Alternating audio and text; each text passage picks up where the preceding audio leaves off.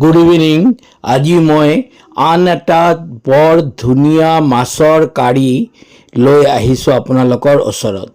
এতিয়া তেলাপিয়া মাছ দেখাই পাইছে, এইটো দি পেলাই মই এটা হেল্দি ফিছ কাৰী বনাম। এই তেলাপিয়া মাছটো বঢ়িয়াকৈ ধুই পেলাই নিমখ অলপ দি দিম। নিমখখিনি একদম ভালকৈ গোটেইকেইটা মাছৰ ওপৰত দি দিম। তাৰপিছত হালধি গুড়া দিম। হালধি গুড়া স্প্ৰেড কৰি পেলাই ধুনীয়াকৈ মিক্স কৰিম। মিক্স কৰি কেৰাহীত ৰিফাইন তেল দিম, মাষ্টাৰ্ড অইল নহয়, কিয় মই কৈছোঁৱে যে হেল্দি এটা টেষ্টি ফিছ কাৰী বনাবলৈ গৈ আছোঁ তেলাপিয়া মাছেৰে। সেইকাৰণে মই প্ৰথমতে ইয়াতে নিমখ হলুদ মাখি থলোঁ। এতিয়া কেৰাহীত মই তেল দিলোঁ। তেলটো গৰম হোৱাৰ পিছত এতিয়া মই লাহে লাহে এটা এটাকৈ তেলাপিয়া মাছ দিম। তেলাপিয়া মাছটো অলপ ছফ্ট হয়, সেইকাৰণে বহুত কেয়াৰফুলি ফ্ৰাই কৰিব লাগিব যাতে ভাঙি নাযায় আৰু এটাৰ লগত এটা যাতে লাগি নাযায়। চাওক, মই বহুত কেয়াৰফুলি এটা এটা লাহে লাহেকৈ এইটো দুটা ছাইড বঢ়িয়াকৈ ফ্ৰাই কৰি আছোঁ।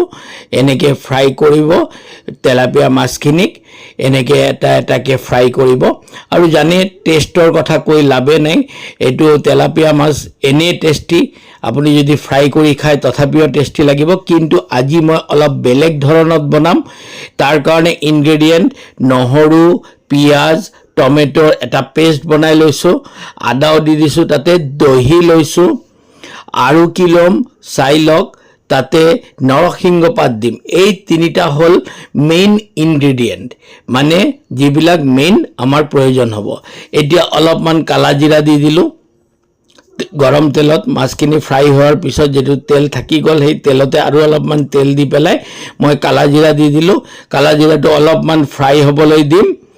এতিয়া মই কি কৰিম, সেই পেষ্টখিনি ঢালি দিম, যিটো নহৰু, পিঁয়াজ আৰু টমেটোৰে বনাই থৈছিলোঁ।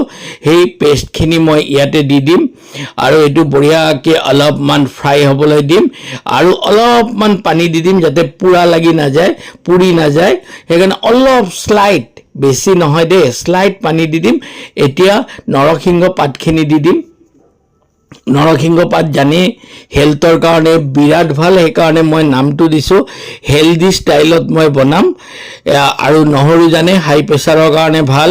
পিঁয়াজ, আমাৰ এই গৰম পৰি আছে, এই ৱেডাৰৰ কাৰণে পিঁয়াজ আমাৰ বডিটোক ঠাণ্ডা কৰি ৰাখে। এতিয়া বঢ়িয়াকৈ এইটো অলপমান ফ্ৰাই হ'লে এইটো কালাৰটো দেখাই পাইছে, এইটো কেনেকুৱা কালাৰ এটা আহিছে। এতিয়া ইয়াতে হালধি গুড়া দি দিম, যিমানখিনি প্ৰয়োজন হ'ব, কোৱান্টিটিৰ ওপৰত বেছ কৰি হ'ব হালধি গুড়াটো। এতিয়া হালধি গুড়া দি দিলোঁ। হালধি গুড়া দিয়াৰ পিছত মই এইটো অলপমান যিটো মানে কি কয় বইল হ'বলৈ দি আছোঁ। এতিয়া আলু অলপমান নিমখ দি দিলোঁ। নিমখটো টেষ্ট যিমানখিনি প্ৰয়োজন হ'ব ইমানখিনিয়ে দিব। এতিয়া নিমখখিনি দিলোঁ। নিমখখিনি অলপ লাগিব, কিয়নো ইয়াতে পিঁয়াজ, টমেটো আৰু নহৰুৰ পেষ্টটো দিছোঁ, সেইকাৰণে তাতে লাগিব। এতিয়া অলপমান এইটো মিক্স হ'বলৈ দিম, বঢ়িয়াকৈ এইটো মিক্স আপ কৰি দিম এনেকৈ, যাতে একদম মানে বঢ়িয়াকৈ গোটেই ঠাইখিনিত হালধি স্প্ৰেড হৈ যায় এনেকৈ। এতিয়া চাই দেখাই পাই আছে যে স্কিনত আপোনালোকে যে এইটো অলপমান মই বইল হ'বলৈ দিছোঁ। তাৰপিছত মই কি কৰিম, ইয়াতে এটা বঢ়িয়া ইনগ্ৰেডিয়েণ্ট দিম, এইটো আপুনি চাই লওক। তাৰ আগতে মই অলপ ধনিয়া গুড়া দি দিলোঁ অলপ। তাৰপিছত অলপ জিৰা গুড়া দিম, এই জিৰা গুড়া দি দিলোঁ। এতিয়া অলপ দিম, এইটো জাষ্ট এটা ফ্লেভাৰ অহাৰ কাৰণে। আৰু জানে আপোনালোকে যে ধনিয়া গুড়া আৰু জিৰাৰ গুড়া আমাৰ ডাইজেশ্যন ছিষ্টেমৰ কাৰণে বিৰাট প্ৰয়োজনীয় হয়।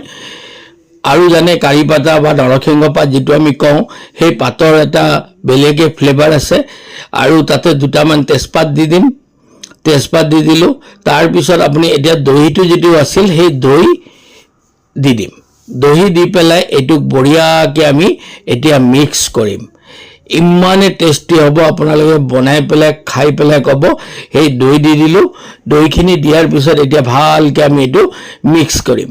একদম চাওক এনেকৈ আমি একদম বঢ়িয়াকৈ এইটো মিক্স কৰিলোঁ এতিয়া চাওক ৰান্নাটো চলি থাকিব কিন্তু মোৰ চেনেলটো কিন্তু এতিয়ালৈকে আপোনালোকে যদি ছাবস্ক্ৰাইব কৰি ৰাখা নাই তেনেহ'লে ছাবস্ক্ৰাইব কৰিব এনেকুৱা ডেলিচিয়াছ হেল্ডি ৰান্না পোৱাৰ কাৰণে এতিয়া মই পানী দি দিম পানী দিলোঁ পানী দিয়াৰ পিছত অলপমান বইল হ'বলৈ দিম চাওক এতিয়া বইল হৈ আছে এতিয়া এনেকৈ বইল হ'বলৈ দিম এই বইল হ'লে অলপমান মানে পানীটো বইল হ'বলৈ দিম এতিয়া লাহে লাহে এটা এটাকৈ তেলাপিয়া মাছ ইয়াতে এৰি দিম এৰি দিলোঁ এটা এটাকৈ তেলাপিয়া মাছ এনেকৈ এৰি দিলোঁ এইটো মোৰ লাষ্ট ষ্টেজ অফ কুকিং এইটো একদম লাষ্ট পৰ্যায়ত এতিয়া তেলাপিয়া মাছখিনি দি আছোঁ দিয়াৰ পিছত কি কৰিব লাগিব এইটো অলপমান ঢাকি দিব লাগিব আপোনালোকে অলপ বইল হোৱাৰ কাৰণে বইল হৈ যেটো মানে গোটেই ঝোলত মাছটো যাতে ফ্লেভাৰটো স্প্ৰেড হয় এই কাৰণে অলপ সময়ৰ কাৰণে আমি ঢাকি দিম ঢাকি দিয়াৰ পিছত চাওক এইটো বইল হৈ আছে এতিয়া বইল হ'ল এতিয়া আকৌ অলপমান কি ক'ম তাৰ ওপৰত অলপমান ধনিয়া পাত দি দিম এই ধনিয়া পাত মানে আমাৰ যেটো বৰ ধনিয়া বুলি কয় সেই বৰ ধনিয়াটো দি দিলোঁ এতিয়া বঢ়িয়াকৈ অলপমান আকৌ ঢাকি দিলোঁ এতিয়া মোৰ ডেলিচিয়াছ প্লেটটো ৰেডি আপোনালোকে এতিয়া গৰম ভাতৰ লগত বা ফ্ৰাইড ৰাইচৰ লগতো খাব পাৰে গৰম ভাতৰ লগতো খাব পাৰে বৰ টেষ্টি হয় আৰু খাই পেলাই এইটো শ্বেয়াৰ কৰিব আনকো ধন্যবাদ